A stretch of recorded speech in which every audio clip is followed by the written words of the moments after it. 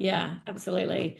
Uh, I love Beth says I can't get away from thinking that I'm feel like I'm cheating when I'm using You chat. know, that's really interesting, Alicia. And thank you, Beth, for saying that. So there's some research done at the start of last year by Google in Australia. They did global research, but the Australian numbers said that 75% of people, knowledge workers, are using AI at work.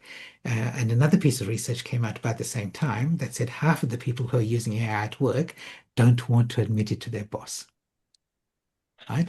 And there are three reasons why. Number one, because they've exactly what I can't remember the exact order, but they thought they would be seen as incompetent, they thought they'd be seen as lazy, or they thought they'd be seen as cheating.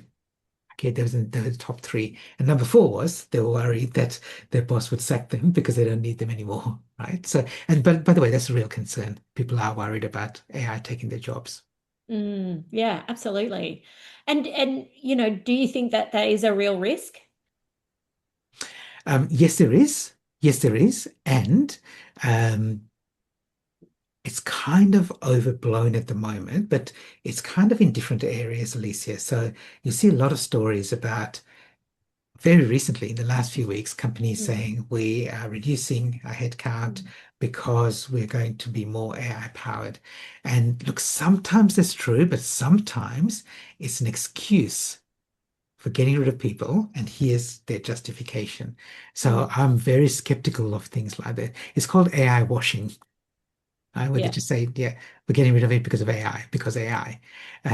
And actually, they'll they just want an excuse for getting rid of people because their Mm, shareholders and investors would value the company more if they had a lower headcount, in other words, lower salaries, would increase their top line, right?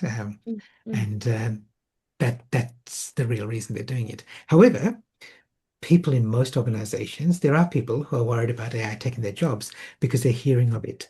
Like last year, Combank, they in their call centers, they got rid of 48 people or 49 people. And they said we're going to put an AI voice bot in because it'll be more efficient, it'll reduce the call volume. And they sacked those people. And then within weeks, they found that they had to rehire those people because the chatbot was so bad, it increased the call volumes. So there are risks that people, employees feel that they're facing. They feel there's a threat. They don't want to admit it. They don't want to get on the AI bandwagon because they feel that all I'm doing is training the AI to replace me.